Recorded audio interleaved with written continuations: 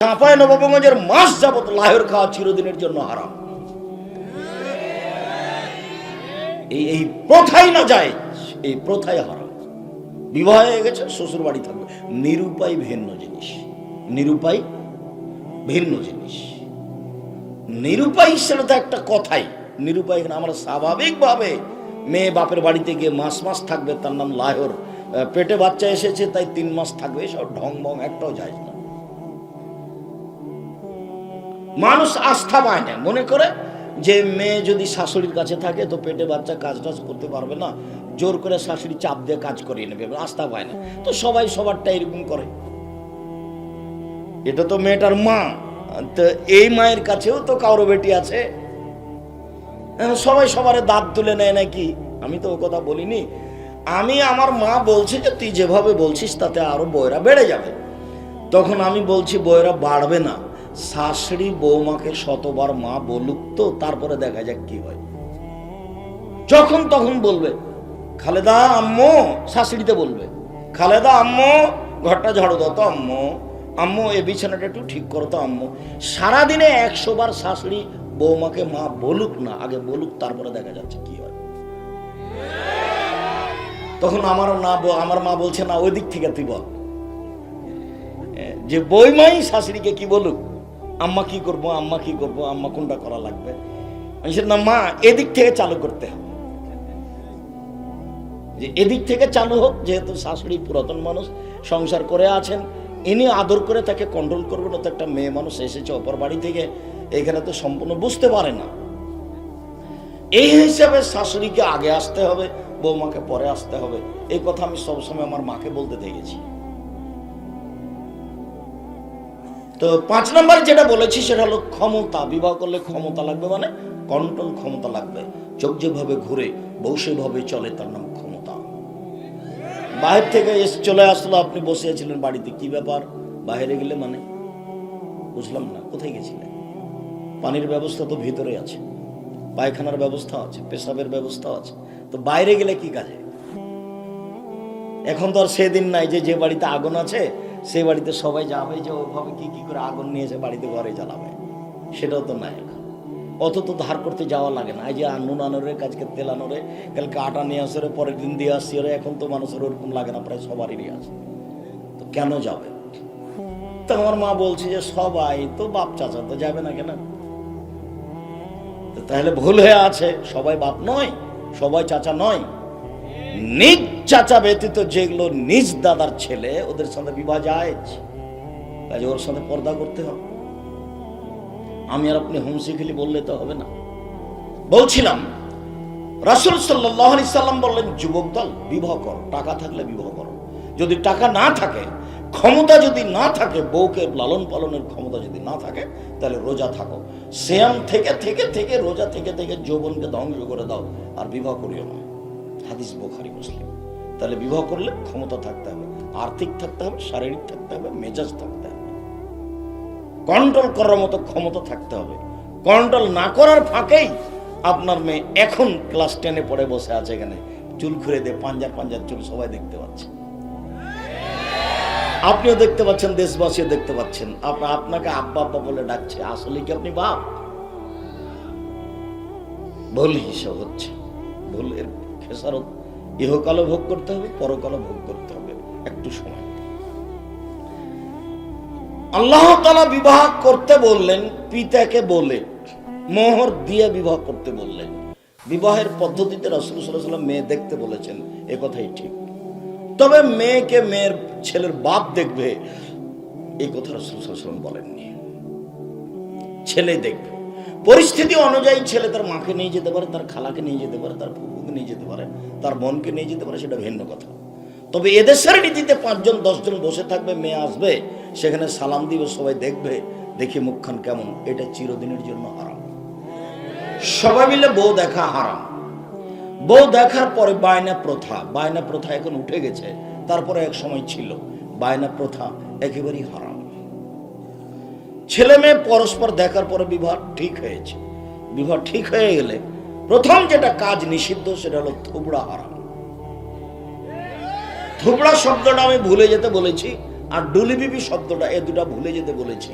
ওইভাবে ভুলে যেতে বলেছি যে মারিয়াম বলছেন যে কুনতু নাসিয়ান মানসিয়া, আল্লাহ আমি একবারে পৃথিবীর মানুষের কাছ থেকে হারিয়ে যেতাম, কেউ না জানতো মারিয়ামকে।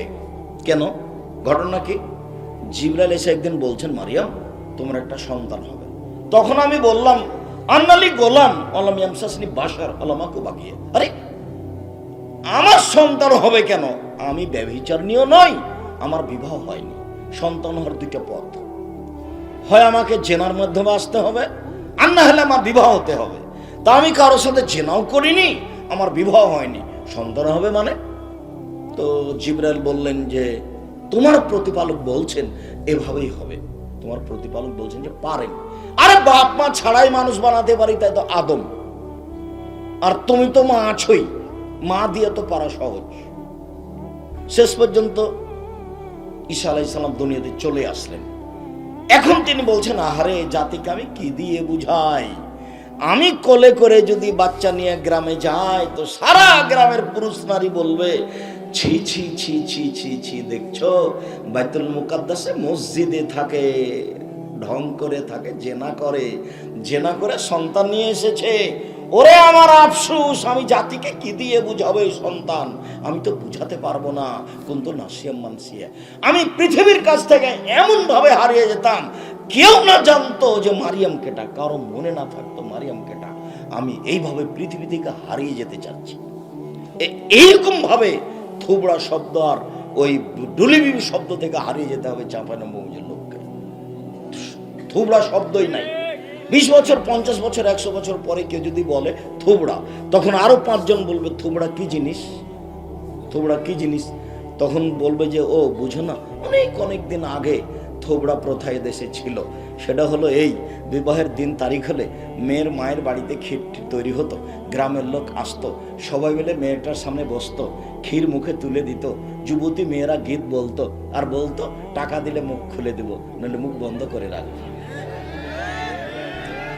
তখন সেদিন বলবে যুবকরা, এত নোংরা নীতি আমাদের মাঝে ছিল। আসলে কি আলেম ওলামা ছিল না?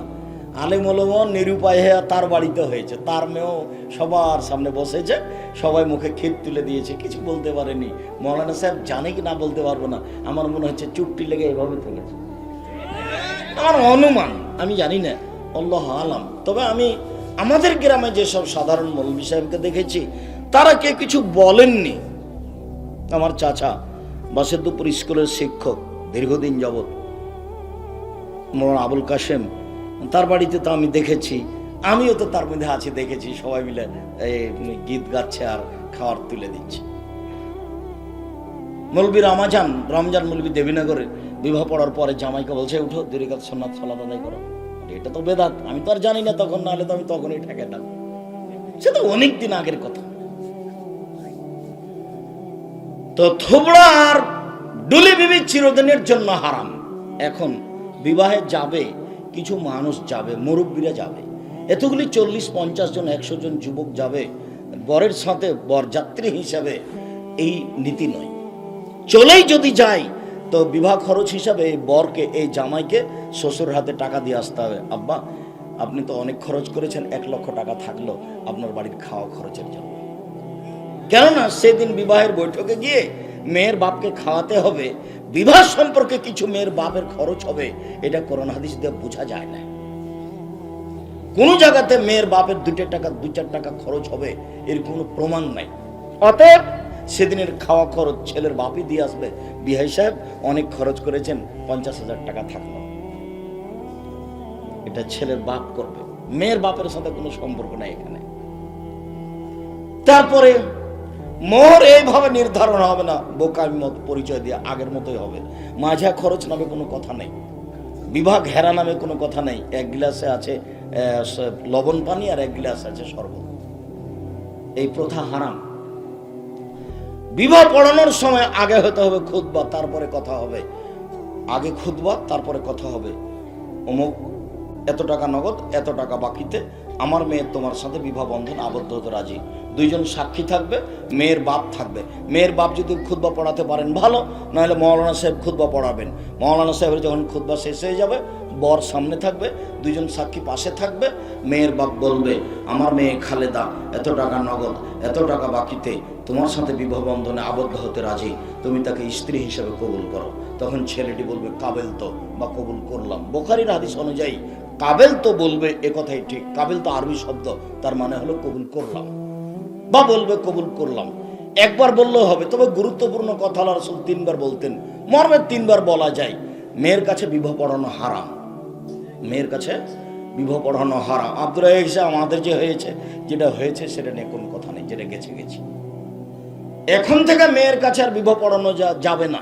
মেয়ের কাছে গিয়ে বলছে, অমুক নিবাসী অমুক এত টাকা নগদ, এত টাকা বাকিতে তোমাকে বিবাহ করতে এসেছে, তুমি তাকে স্বামী সত্ত্বে কবুল করো। ও তখন বলছে কবুল করলাম। এভাবে চলে আসছে। এই প্রথা আবার গায়ে বাঁধাতে আরো নোংরামি। কিভাবে? চ্যাংড়া ছুল্লু সবাই মেয়ের কাছে যায়, তারপর বিবাহ পড়ায়, সবাই মিলে বর যেখানে বসে আছে সেখানে আসে দাঁড়িয়ে থাকে। তখন বসে থাকা লোকগুলি বলে, আপনারা কে? তখন এরা বলে, আমরা এই বিবাহের উকিল। মেয়ে কবুল করেছে? জি কবুল করেছে। আপনারা কি শুনেছেন? জি শুনেছি। তাহলে আপনারা বসেন। তখন তারা বসে। মনে হচ্ছে পাগলামি কারবার, হিন্দুদের বিবাহ লেগেছে কলার গাছের চতুর্দিকে ঘুরে। মানে এমন ভাবে বিবাহ নোংরা নীতি চালু হয়ে আছে। তারপরে বিবাহ পড়ানো হলো। এখন ওই বর আর কনে ভিতরে গিয়ে এক জায়গাতে বসবে, তাকে শরবত খাওয়াতে হবে, এতগুলো মানুষের সামনে তার গলায় মালা দিতে হবে। এসব নোংরা হারাম নীতি। বিবাহ পড়ানো হয়েছে, বউ নিয়ে চলে আসতে হবে বাড়িতে, বাপের বাড়িতে, শ্বশুর বাড়িতে চলে এসেছে। এখানে কোনো প্রকার হিসাব নাই। আমাটা হারাম, ব্যবহার হারাম, ক্ষীরকাচি হারাম, সব হারাম, এবারে টোটালে হারাম। চাঁপাইনবাবগঞ্জ জেলাতে আর চিরদিনের জন্য কোনোদিন যেন আমাটা না হয়, ব্যবহার না থাকে, ক্ষীরকাচি না থাকে, বরহন্তা না থাকে। যে মেয়ের পক্ষ থেকে যদি 4 জন যায়, তো ছেলের পক্ষ থেকে 8 জন আসবে। এত নোংরা নীতি ধর্মে নেই, এত জুলুমি নীতি ধর্মে নেই। টাকা পয়সা খরচ করলে ছেলের বাপ করুক, কথা আমার বুঝতে পারেননি? ছেলের বাপ করুক না। এখন বউ নিয়ে এসেছে, বাসর ঘর সাজাতে হবে, বাসর ঘর সাজানো জরুরি, ঘরটা সুন্দর করে সাজাতে হবে, এ কথাই ঠিক। ছেলের মা সাজাবে, ছেলের খালা সাজাবে, ছেলের ফুফু সাজাবে, ছেলের বোন সাজাবে, সুন্দর করে সাজাবে। কনেকেও সাজাতে হবে, এ কথাই ঠিক। বুখারী মুসলিমের হাদিসে এসেছে। আয়েশা রাদিয়াল্লাহু তাআলা আনহা বলছেন, আমার মা আমাকে ডাকলেন, আয়েশা। আমি দৌড় দিয়ে আসলাম। আমার হাতে মুখে কিছু ধুলাবালি লেগেছিল। আমি অন্যান্য বান্ধবীর সাথে দোলনা খেলছিলাম, যাতে উঠেছিলাম একদিক উঁচু হয় একদিক নিচু হয়। তো আমার মা ডাকলো, আমি দৌড়িয়ে আসলাম। আমার মা আমার মুখ হাত থেকে ধুলোবালি সরিয়ে দিল। কেন সরাচ্ছেন তা আমি বুঝতে পারছি না। একটা ঘরে নিয়ে গেলেন, দেখি সেখানে আনসারীদের মহিলা, ফাসলাহনি, তারা আমাকে খুব সুন্দর করে সাজালো। কেন যে সাজাচ্ছে তা আমি বুঝতে পারছি না। আসমা বিনতে ইয়াজিদ বলছেন, কাইয়ামতু আয়েশা তাআলা রাসূলুল্লাহ সাল্লাল্লাহু আলাইহি ওয়াসাল্লাম, আমি রাসূলের জন্য আয়েশাকে সুন্দরী করে সাজালাম। ঠিক যখন 8:30 9টা, দিন 8:30 9টা, তখন আয়েশা বলছেন, আমার মা আমাকে নিয়ে গেলেন, একটা ঘরে নিয়ে গেলেন, একটা ঘরে ঢোকালেন। সে ঘরে কেউ নেই। দেখি আল্লাহ রাসূল। বিষয়টা কি? আমি তো আল্লাহ রাসূলকে অনেকদিন থেকে দেখি, কিন্তু পাশ থেকে দেখি না। আল্লাহ রাসূল তো আমাদের বাড়িতে সকাল সন্ধ্যা আসতেন মক্কায়, তারপর মদিনায় এসে এভাবে অত আসতে দেখি না। তো ঘরে দেখি আল্লাহ রাসূল, কেউ নেই। বিষয়টা আমি বুঝতে পারলাম না। আমার মা আমাকে ভিতরে রেখে চলে গেলেন। যেতে না যেতেই একজন মহিলা এসেছে, এক গ্লাস শরবত নিয়ে এসে আমাকে বলছে, গিলাসটা নাও, শরবতের গিলাসটা নাও, রাসূলকে দাও। আমি একটু লজ্জায় পড়ে গেলাম, রাসূলের সামনে আমি গিলাসটা নিচ্ছি না। তখন আমাকে ধমকে বলছে, গিলাসটা নাও, রাসূলের হাতে দাও। আমি তখন ধমক খেয়ে গিলাসটা নিয়ে আল্লাহ রাসূলের হাতে দিলাম। আল্লাহ রাসূল একটু শরবত পান করলেন। মানে বাসর ঘরে মিঠাইয়ের ব্যবস্থা হবে, এ কথাও ঠিক। এরপর আমাকে দিলেন, দিয়ে বললেন যে আয়েশা তুমি ওকে দাও। তারপর আয়েশা বলছেন, আমি তাকে দিলাম। তো দেখলাম যে আসমা বিনতে ইয়াজিদ ওখানে মুখ লাগালেন যেখানে আল্লাহ রাসূল মুখ লাগিয়ে শরবত পান করেছিলেন। বাসর ঘরে ঢুকে প্রথমে মাথায় হাত দিয়ে বলতে হবে, আল্লাহুম্মা ইন্নী আসআলুকা খাইরাহা ওয়া খাইরা মা জাবালতাহা আলাইহি ওয়া আউযু বিকা মিন শাররিহা শাররি মা জাবালতাহা আলাইহি। আল্লাহ, এই স্ত্রীর মধ্যে যে কল্যাণ আছে সেটা চাচ্ছি, যে কল্যাণ দিয়ে সৃষ্টি করা হয়েছে সেটা চাচ্ছি। আল্লাহ, এর ভিতরে যেটা অকল্যাণ আছে, যেটা বেহাই আছে, যেটা ক্ষতি আছে, বাচ্চা দিতে পারে না, এরকম কিছু ক্ষতি যদি থাকে সেখান থেকে তোমার কাছে পরিত্রাণ চাচ্ছি। বাসর ঘরে ঢুকেই প্রথমে এই দোয়া পড়তে হবে, তারপরে কিন্তু খাওয়ার পানি মিষ্টি থাকলে খাবে, তারপরে 2 রাকাত সালাত হবে, তারপরে দাম্পত্য জীবনে বলতে হবে। আবু হুরায়রা রাদিয়াল্লাহু তাআলা বলেন, রাসূল সাল্লাল্লাহু আলাইহি ওয়াসাল্লাম বলেছেন, যখন কোনো মানুষ তার পরিবারের স্ত্রীর কাছে যাবে, ফলে এখন সে যেন বলে, বিসমিল্লাহি আল্লাহুম্মা জান্নিবনা শায়তান ওয়া জান্নিবি শায়তান মা রাযাকতানা। হে আল্লাহ, তোমার নামে আমরা মিলন আরম্ভ করছি, তুমি আমাকে আমার স্ত্রীকে শয়তান থেকে রক্ষা করো। এই মিলনে যে সন্তান হবে, সেই সন্তানকে তুমি শয়তান থেকে রক্ষা করো, শয়তান যেন আমার সন্তানের কোনো ক্ষতি না করতে পারে। আপনি যদি দোয়া ভুলে যান, তাহলে আপনার সন্তানের উপরে ক্ষতি থাকবে, এই কথাই ঠিক। হাদিস বুখারী মুসলিম।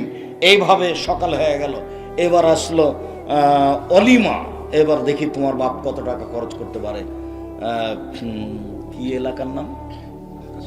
কাসিমপুর। কত টাকা রাখে দেখি, কতটি মানুষকে দাওয়াত দিতে পারে। অন্তত ইউনিয়নের নাম কি? বাসেদপুর। পুরো বাসেদপুর ইউনিয়নের পুরুষ মানুষকে দাওয়াত দিতে বললো। কয় টাকার মালিক দেখি? কেন বাড়িতে আছেন? কিভাবে আছেন? আমি আব্দুর রাজ্জাক বিন ইউসুফ। আপনি বাড়িতে আছেন কেন? বিচারের মাঠে আপনার সাথে আমার অনেক কথা হবে, সেদিন আপনার কোনো উত্তর থাকবে না। আমি আব্দুর রাজ্জাক বিন ইউসুফ 32 বছরের কোনো অপ্রয়োজনীয় বাক্য বলিনি। আপনি আমাকে কি বোঝাতে চাচ্ছেন?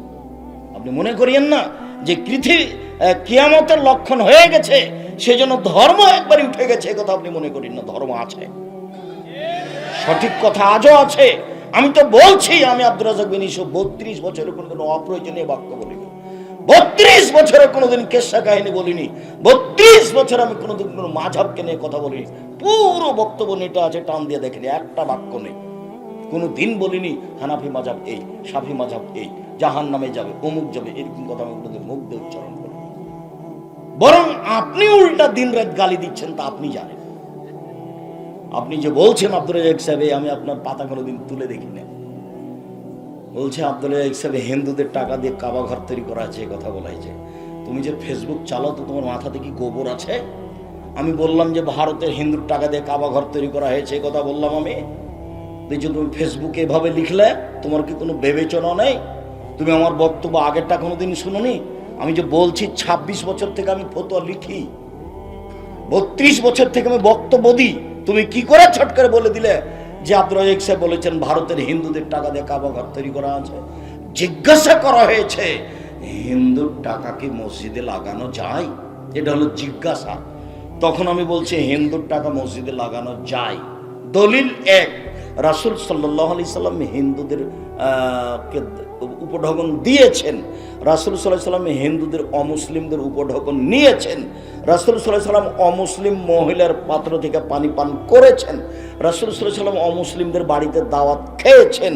আর কাবা ঘর যখন নির্মাণ করা হয়, তখন রাসূল সাল্লাল্লাহু আলাইহি সাল্লাম নবী ছিলেন না, তখন তার বয়স ছিল 10, 12, 13, এরকম 14, এরকম হতে পারে। ওই সময়ে কাবা ঘর নির্মাণ করেছে পৌত্তলিকেরা, যারা মূর্তি পূজা করত। রাসূল সাল্লাল্লাহু আলাইহি সাল্লামের বাপ দাদারা মূর্তি পূজা করত।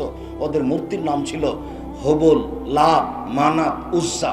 আর ভারতের মূর্তিগুলির নাম হচ্ছে সরস্বতী, ভগবতী, কালী, দুর্গা, এগুলো। আর ওই সময়তে তাদের মূর্তিগুলির নাম ছিল লাত, মানাত, উজ্জা, হবল, এগুলোর নাম ছিল। কাবা ঘরের পাশে একটা পাত্র ছিল, পাতিল, হাঁড়ি। ওই হাঁড়ির পাশে একটা মূর্তি ছিল, তার নাম হবল। তো ওই পাতিলে 3টা খড়ি ছিল। একটা খড়িতে লেখা ছিল ইফাল, মানে করো। একটাতে ছিল লাতাফাল, মানে করো না। আর একটাতে ছিল মহমাল, মানে কিছুই না। তখন বেটির বিবাহ দিবে উমুকের সাথে, তখন এই 3টার খড়ি একটা উঠাবে, বের করে যদি দেখে ইফাল মানে করো, মানে বিবাহ দাও। হবল মূর্তি বলে দিল, হবল আল্লাহ বলে দিল যে বিবাহ দাও। আর ওই খড়িটা যদি উঠে, ও লাতাফাল, করো না। এখন হবল আল্লাহ বলে দিল যে বিবাহ দিতে হবে না। তো মোহমাল কিছুই না, এটা যদি উঠে তাহলে আবার পরীক্ষা করতে হবে। এইভাবে যুগ যুগ চলে এসেছে। রাসূল সাল্লাল্লাহু আলাইহি সাল্লাম যেদিন কাবা ঘরে ঢুকলেন, সেদিন কাবা ঘরের গায়ে 360টি মূর্তি ছিল, বুখারী মুসলিমের হাদিস। হাতে একটা লাঠি নিয়ে ঢুকলেন, লাঠি নিয়ে ঢুকে সে মূর্তিগুলো ভাঙতে লাগলেন আর বলতে লাগলেন, জাল হক এসেছে সত্য, অজাহাকাল বাতিল চলে গেছে মিথ্যা, ইন্নাল বাতিলা নিশ্চয় মিথ্যা, কানা জাহুকা চিরদিন মিথ্যা। এই বলে তিনি সব মূর্তিকে ভেঙে চৌচির করে দিলেন। মূর্তিগুলো ছিল তার বাপের। তার বাপের মানে বলেন তো দেখি কি? ইব্রাহিম আলাইহিস সালাম। ইব্রাহিম আলাইহিস সালামকে নিজে স্বীকৃতি দিচ্ছেন আব্বা, তখন ইব্রাহিম আলাইহিস সালাম বলছেন, হ্যাঁ বেটা, ও আমার সৎ সন্তান, আব্বা আপনাকে সালাম। তখন ইব্রাহিম আলাইহিস সালাম বলছেন, ও আমার সৎ সন্তান, সৎ নবী, তোমাকেও সালাম। দেখেন বাপ বেটা সব, ইয়াকুব এবং ইসহাক এবং ইসমাইল আর ইব্রাহিমের মূর্তি ছিল, সবকে ভেঙে ফেলে দিলেন। ওই সময়ে তাদের টাকা দিয়ে কাবা ঘর তৈরি করা হয়েছে। আল্লাহ নবী 40 বছর যখন নবী হলেন তখন কাবা ঘর ভেঙে ফেলেননি। তাই বলা হয়েছে যে মূর্তি পূজকের টাকা দিয়ে কাবা ঘর তৈরি করা হয়েছে, সেটা যদি চলে, আজকে হিন্দুর টাকা দিয়ে ইফতার করা যাবে না কেন? হিন্দুর টাকা মসজিদ লাগানো যাবে না কেন? লাগা যাবে। এ কথার অর্থ এই নয় যে ভারতের হিন্দুর টাকা দিয়ে কাবা ঘর বানানো আছে। তোমার মাথায় কি গোবর আছে? তুমি এতই স্বাভাবিক আমাকে ভাবলে? তুমি যে ফেসবুক চালাও, তোমার হুঁশ বুদ্ধি নাই? তোমার মতো ছেলের তোবা করা দরকার। তুমি তো আর কোনোদিন ফেসবুকে হাত দেবে না। ফেসবুক তোমার হাইকোর্ট নয়, জজ কোর্ট নয়। পরকাল হারানোর বুদ্ধি করো না, কালকে হারিয়ে যাবা, টিকতে পারবো না এইসব কথা। আবারও তুমি শুনে রাখো, আমি আব্দুর রাজ্জাক বিন ইউসুফ আমার জীবনে কোনোদিন অপ্রয়োজনীয় বাক্য বলিনি। 26 বছর থেকে কলমে ফতোয়া লিখি, বিরুদ্ধে কিছু বললে চিন্তা ভাবনা করে বলি। চুপ থাকো, সেটা অনেক ভালো। চুপ থাকো, সেটা অনেক ভালো। 26 বছর থেকে নিজে ফতোয়া লিখি, আর 6 বছর থেকে ফতোয়া বোর্ড পরিচালনা করি। বড় বড় মুফতি সব সামনে বসে আছে, যাদের মাসের বেতন 70-80 হাজার, যারা দেশ বিদেশের বড় বড় বিদ্যান। সেটা আপনার বাড়ির পাশেই, সেটা রাজশাহী জামিয়া সালাফে ডাঙ্গিপাড়া, কবা রাজশাহী 26 বিঘা জমির উপরে এই প্রতিষ্ঠান। কত বিঘা জমির উপরে? 26 বিঘা। এখানে একটা মসজিদ আছে 90% জমির উপরে, যার একতলাতে 3000 মানুষ সালাত আদায় করতে পারে, যার 4 তলার কাজ করছে। উত্তরবঙ্গে, সারা উত্তরবঙ্গে এত বড় মসজিদ নেই। একবারে রংপুর, দিনাজপুর, লালমোহন, টেলপাবাড়ি, কুড়িগ্রাম, পঞ্চগড়, ঠাকুরগাঁ, গাইবান্ধা, বগুড়া, জয়পুরহাট, রাজশাহী, চাঁপাই, আপনার নওগাঁ, নাটোর, কোনো জায়গাতে নেই। এটা আপনার প্রতিষ্ঠান, এটা চাঁপাই নবগঞ্জ জেলার লোকের প্রতিষ্ঠান, শুধু একটা নয়। যার জন্য আমি বলি, কোন সময় মনটা খাটো করে আব্দুর রাজ্জাক সাহেবের উপরে সংকীর্ণতা দেখাবেন না, পরে কষ্ট পাবেন না। আর আমার বিরুদ্ধে চলে কোনো লাভ নেই। আমি আমার বোনদেরকে বলেছি, দেখো তুমি এইভাবে বৈঠক করে রাসূলের নামে মিথ্যা কথা ছড়ায় না, আর আমার উপরে খেপে যায় না। আমি যে তোমার কথা বলেছি, বুবু বলেছে, বুবুর সব কথা নাকি বুখারীতে আছে, এটা আমি ঠিক বলেছি, আমি মিথ্যা কথা বলিনি। তুমি মহিলা বৈঠকে কেন বললে যে মাগরিবের পরে 6 রাকাত সালাতুল আওয়াবিন আছে, তোমাকে তওবা করতে হবে? তুমি মহিলা বৈঠকে কেন বললে যে মহিলারা পেটিকোট পরে নামাজ পড়তে পারবে না, কেননা লজ্জা স্থানের যোগাযোগ মাটির সাথে থাকে, ল্যাঙ্গট পড়তে হবে? তুমি কথা কেন বললে? তুমি কেন বললে যে লোকটা মারা গেছে, মারা ওই ঘরে সবাই মিলে হাত তুলে দোয়া করতে হবে, দোয়া তাসবিহ পড়তে হবে, কথা তুমি কেন বললে? তোমার বক্তব্য আমাকে যদি শোনানো হয়, তাহলে আমি কথায় কথায় মিথ্যা ধরতে পারবো যে তুমি ধর্মের নামে মিথ্যা কথা বলেছো। আর তোমাকে যে পরিচালনা করে সেও ধর্ম বুঝে না। আমি তোমার কাছের ভাই, আমি তোমার দ্বীনি ভাই, আমি তোমার আলেম ভাই, আমি শরীয়ত তদন্ত করি, তুমি আমার সাথে পরামর্শ করো। আশা করি ধর্মের ব্যাপারে তোমার কোনো ভয়ভীতি থাকবে না। তুমি বলতে পারবে আমি ঠিক বলছি, আমি আব্দুর রাজ্জাক সাহেব, আমার অন্তরে 100 আস্থা, যে আমি যাহাই বলিতেছি তাহাই সত্যই বলিতেছি, সন্দেহ বলে কোনো ধর্মের কথা আমি বলি না। 32 বছরে একটা বাক্য সন্দেহ নিয়ে কোনোদিন বলিনি। এইবার অলিমা, সকালে সারা এলাকার লোককে অলিমা খাওয়াতে হবে। দিন যাই রাত্রি যাই, আর কোনোদিন ব্যবহারের নামে আসবে না। কোনোদিন মেয়ের পেটে বাচ্চা এসেছে, ওটাকে কি বলছে জানো? বিদায়, বউ বিদায়। এই বউ বিদায় শব্দ হারাম, এই বউ বিদায় শব্দ ব্যবহার করা যাবে না। আমাটা দেওয়া যাবে না, ক্ষীরকাচি দেওয়া যাবে না, জামাইকে এভাবে সাজানো যাবে না, জামাইকে এভাবে টাকা দেওয়া যাবে না, ঈদে জামাইকে আনতে হবে না, জামাইয়ের বাড়িতে কিছু দিতে হবে না, টোটালি হারাম। যেদিন আম পাকবে সেদিন আম দিয়ে আসেন, ওটা এমনি আত্মীয়তা হাতিয়ে, তাকে মাছ দিতে হবে না, তার বাড়িতে কাজ দিতে হবে না। এছাড়া 24 ঘন্টার মধ্যে যা ফার্নিচার তোমার শ্বশুর দিয়েছে, সেগুলো সন্দেহ হতে তো সব ফেরত দিতে হবে। তুমি তোমার আর তোমার বাপ ভিক্ষা করে খাও না, ফার্নিচার নিয়েছো কেন? কেন নিবা? সম্মানিত দ্বীনি ভাই বোন, সন্তান জন্ম নিয়েছে, রাসূল সাল্লাল্লাহু আলাইহি সাল্লাম বলেন, লা তানজুরুল মারাতু ইলা আওরাতিল মারআ ওয়ালা ইয়ানজুরু রাজুল ইলা আওরাতির রাজুল ওয়ালা ইউজির রাজুলু ইলা রাজুলিন ইলা রাজুলিন ফি সাবিন ওয়াহিদ। কোন পুরুষের ঢেকে রাখা অঙ্গ লজ্জাস্থান দেখতে পাবে না। কোন নারীর ঢেকে রাখা অঙ্গ লজ্জাস্থান দেখতে পাবে না। কোন পুরুষের সাথে এক বিছানে এক চাদরে এক লেপের ভিতরে শুইতে পাবে না। কোন নারীর সাথে এক বিছানে এক লেপে শুইতে পাবে না। এক বিছানে যদি শয়তানে লেপ ভিন্ন হতে হবে, চিরদিনের জন্য ঘোষণা। হাদিস বুখারী মুসলিম, ফিরে আসার কোনো সুযোগ নেই। অতএব